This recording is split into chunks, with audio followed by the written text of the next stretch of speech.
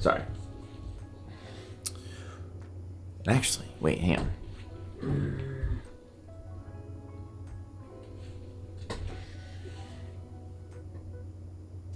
Did I like it? I feel like it was moody before that.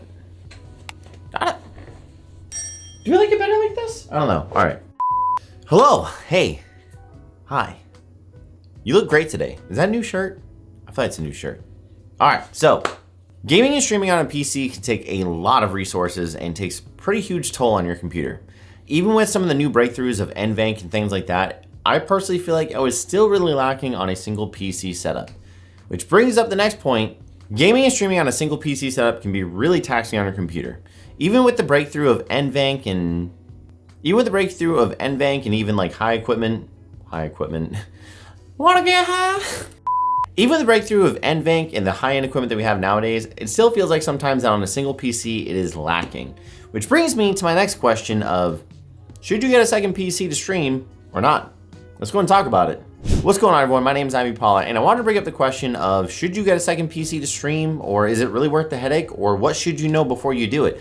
Personally, I actually made the switch a few months ago going into a second PC setup, and I wanted to kind of share my thoughts on it. So, few things we're gonna be going over in this video, and what we're gonna be discussing is, why would you wanna switch to a dual PC setup, what you should know before switching to a dual PC setup, and would I make the same decision to go to a dual PC setup or not?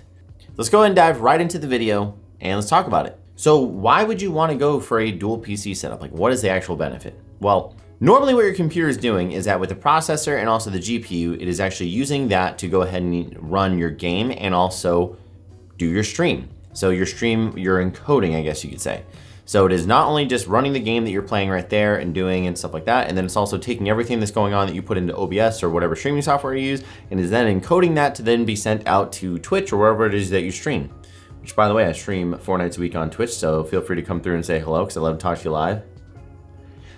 Dude, Ted, was that not a good, like, little self-promotion? I think it was a pretty darn good self-promo. Getting good at this YouTube stuff. I'm so funny. And I'm gonna be honest, even AAA games these days feel like they're not completely optimized for a gaming PC, let alone just to be able to stream it. So instead of having, and then if you're still using, if you have a GPU, oh my God. And if you even have a GPU that actually runs NVENC, you're still using part of your graphics card to be able to actually run the game and also take the encoding off of the processor and then still send it out to space, the internet, wherever. Point being, your computer is doing a lot. I personally felt like even with my computer setup that I had, which was a AMD Ryzen 5 56X or 5600X and a 3070, that I felt like it was still just a little bit taxing on the machine. So the whole idea behind a dual PC setup is that your one computer focuses on gaming and then your other computer focuses on streaming. One of the biggest benefits is gonna be the fact that you don't have to worry about dropping all your settings down to low and then hoping you can still push your 144 hertz monitor to its fullest potential in 1080p. Because when you split it up between two different computers, you can just let them focus on their single task at hand. So that's probably one of the biggest benefits of running a dual PC setup. Now, another couple things that actually come along with having a dual PC setup, which I think is pretty awesome, is go ahead and type a 1 in the chat if you've actually had your stream crash on you mid-stream. And then you're sitting there worrying about restarting your computer and then getting back to your viewers, that way you don't drop in viewership, which personally I feel like happens all the time. Even if you're offline for even just like 30 seconds or a minute, or even just get the disconnect screen, I feel like people might click off, they might not actually watch you, or people that could have been lurking might just leave at that point. So it's pretty frustrating to have that happen. With a dual PC setup, if your gaming PC crashes for some crazy reason, like literally just recently, I actually dragged someone from one channel in Discord to another channel and it caused my computer to crash when I started playing Fortnite for some reason. Don't know why I did that, but guess what? My stream didn't end because I had 2 computers running at the exact same time. Even if my gaming computer has to go down or I have to do a restart, or if you install a new game on that computer and you need to restart it, you can restart it without stopping your stream. This honestly, it might not seem like a huge benefit, but I'm telling you and I promise it is a huge, amazing benefit to have. I personally appreciate it, and it's actually saved my butt a few times on stream already, and I've only been doing this for a few months. Now actually, embarrassing enough, whenever I built my gaming computer, my most recent one, I actually forgot to plug in the SATA power to my fan controller, so my exhaust fan wasn't working and there was no lights on my computer. Yikes. So I literally actually turned that off in the middle of my stream, and I was able to put that together and make sure I gave SATA power to my controller and turn it right back on, and stream didn't even miss a beat. So again, those are some two huge benefits that you actually get out of that. Now, let's go ahead and talk about some things that you might want to know about before you go into a dual PC setup, and let's maybe talk about some of the downsides or the nuances that come along with having a dual PC setup. Now, some of the most annoying things to me personally is I like to have a clean aesthetic. I don't like to have too many things that are cluttered. Now, I know you're probably judging me because of everything you see back there and everything you see back there. Look, I'm a nerd, I collect a lot of things, I can't help it, leave me alone. But one thing I do hate is having too many mice and keyboards and things just laying around. So when you have a dual PC setup, you're actually gonna have of course you have two computers. So when you have a dual PC setup, you're gonna have two different kinds of keyboards, and you're also gonna have two different mice.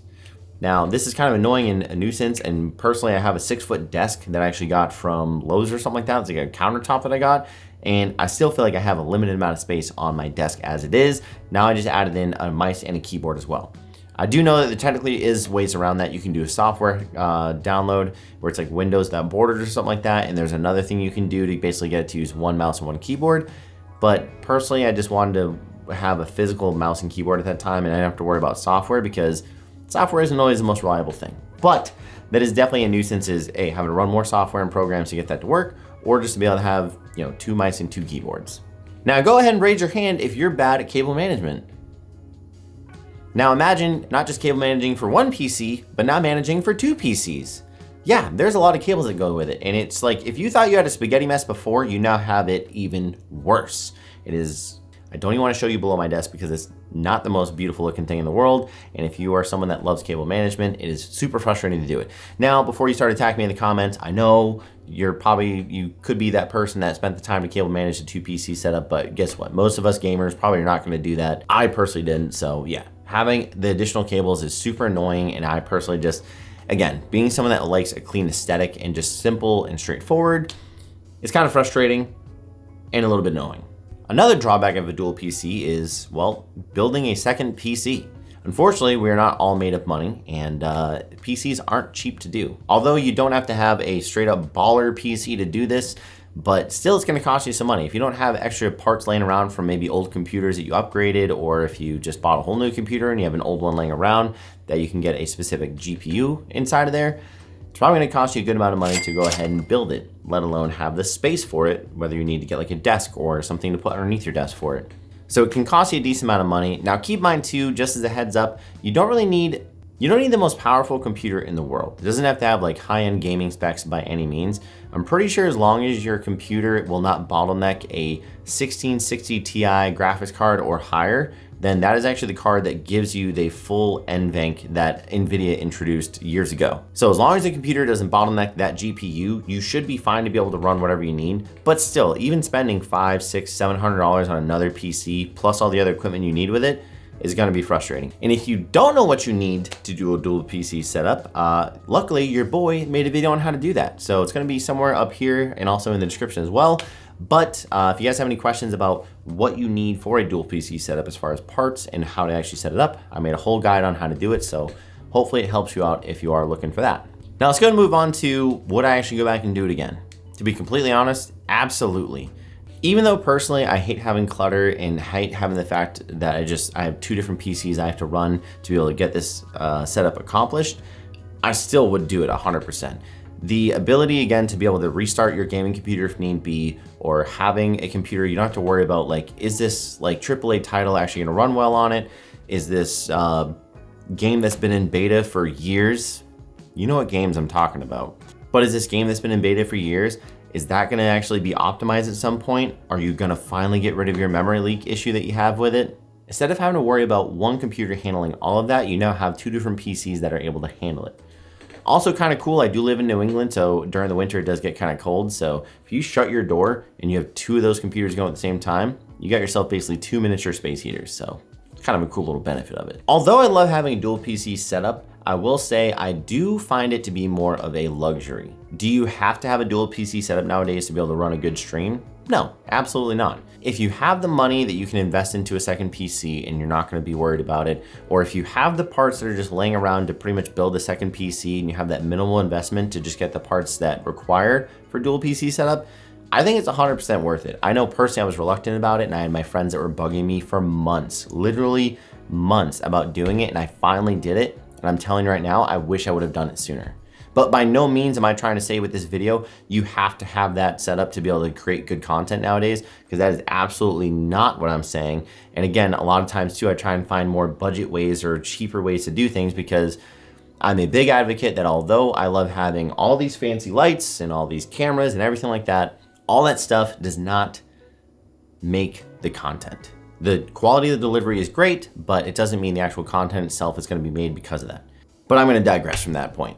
So 100%, if you guys are thinking about doing a dual PC setup, coming from someone who is very stubborn about actually doing it, I would highly, highly recommend it. And I think it was a fantastic decision, and it's made my life a lot easier. Again, even in the little bit of time that I've had it, it's actually saved my stream a few times from not having to worry about restarting, or when I had some weird random game crash because of like this weird bug that I got. So hopefully this video kind of helped you make a decision if you should make a dual PC setup or not.